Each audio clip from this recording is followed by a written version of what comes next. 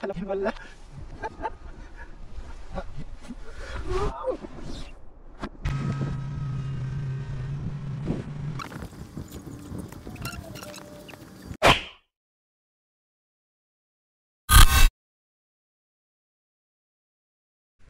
Umaga pala magpo-plow ako ng snow kasi nagkaroon ng malakas na snowstorm kagabi at naghahanda na ako para maglinis dun sa bakuran.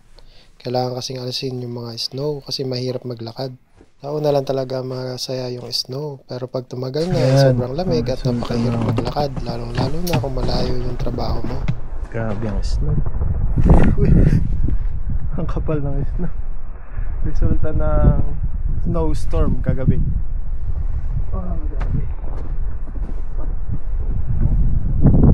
First time ko lang makaranas ng ganito kasi dun sa Saudi ay sandstorm. Dito naman sa Canada ay snow blizzard ang tawag nila. Habang malambot, kailangan natin linisin. Habang malambot pa yung snow ay tinatanggal ko na kasi mahirap ito pag natunaw dito. Kasi minsan pag bumababa yung temperature dito sa Canada, natutunaw itong snow. At mamaya kinabukasan ay tataas naman yung temperature na magne-negative. Yun yung kadahilanan kaya tumitigas yung snow dito. At yun yung pinakadelikadong lakaran. Pwede ka madulas or mabalian. Na masyado.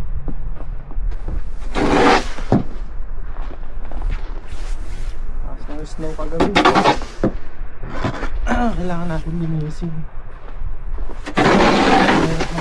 Ganito eh. At habang wala akong trabaho, ito yung pinagkakaabalahan ko. At para na rin exercise sa akin araw-araw.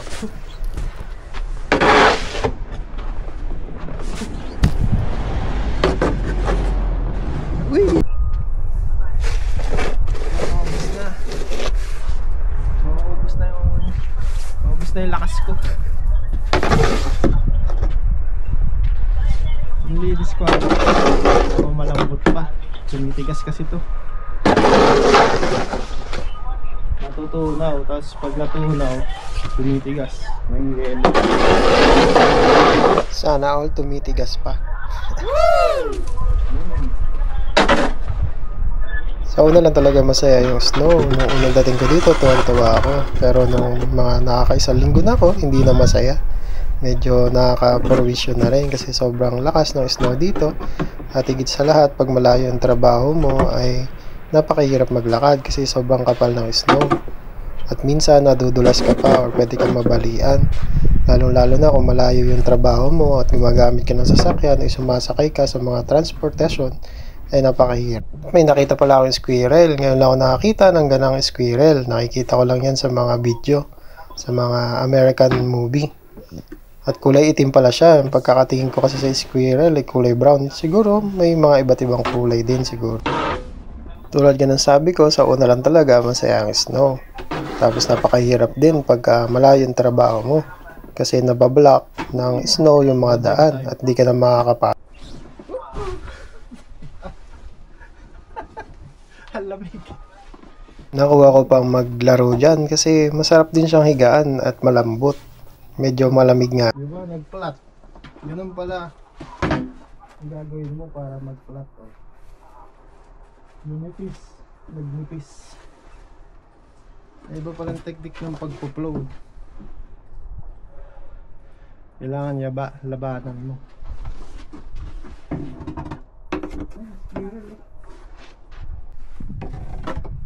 Hindi pala kailangan ng pala pagpo-flow eh. Ano pala?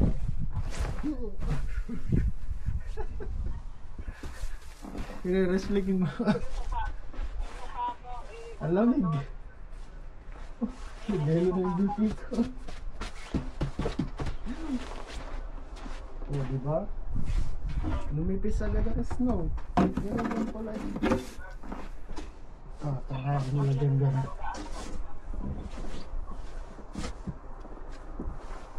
Sa totoo lang, medyo nakakapagod ang mag-flow. Parang ang bigat-bigat niya. Para ka rin nagko-construction worker dito sa ginagawa. Ng space. Space siya. At gumagawa lang ako ng mismong daan kasi napakahirap talaga i-flow lahat yan. At gumagawa lang ako ng way na madadaanan nila ng misis ko at ng mga kaibigan niya para hindi sila mahirapan pag uwi nila. Kasi napakahirap humakbang ng ganan, medyo sobrang lalim kasi nung snow.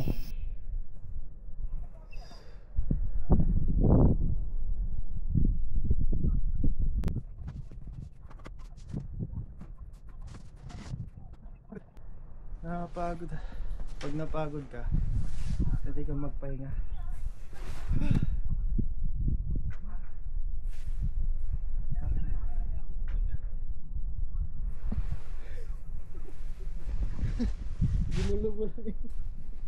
Ginulo ko lang hinukay ko. Pumasok sa puwet ko, lamig.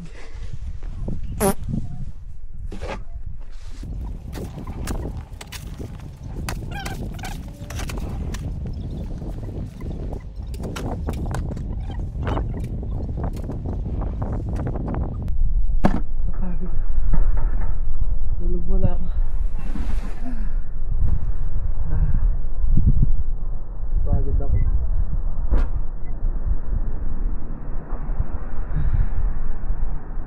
Saan pala mahiga sa snow? Snow, baby. Tulog ba tayo?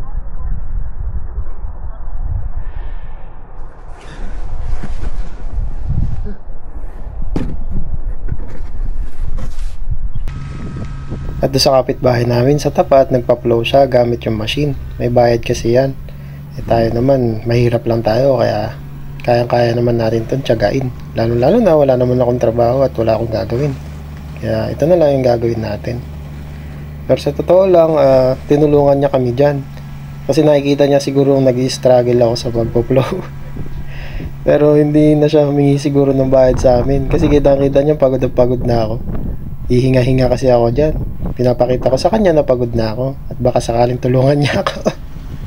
At di ko na kasi nakuha ng video, nalobat yung aking cellphone or itong ating video camera natin. Nakita niya ako na parang nagpapaawa ako. Talagang tinulungan niya ako. After niya dyan sa tapat niya, ay pinulaw niya itong harap namin. Kaya nagkaroon ako ng pagkakataon na makapaglaro ng konti. Hindi na ako sa dulo. Papagod na ako agad. Palobat na rin yung cellphone ko. Sobrang tagal kong nagpo-flow. Nalolobat na yung pang-video natin. So dito ko natatapusin din ng pagpo-flow. Pagod na ako eh. So hanggang dito na lang mga tol. Mag-isip-isip kayo pag pupunta kayo dito sa Canada. Ang hirap pala, lalo na pag taglamig. Bye.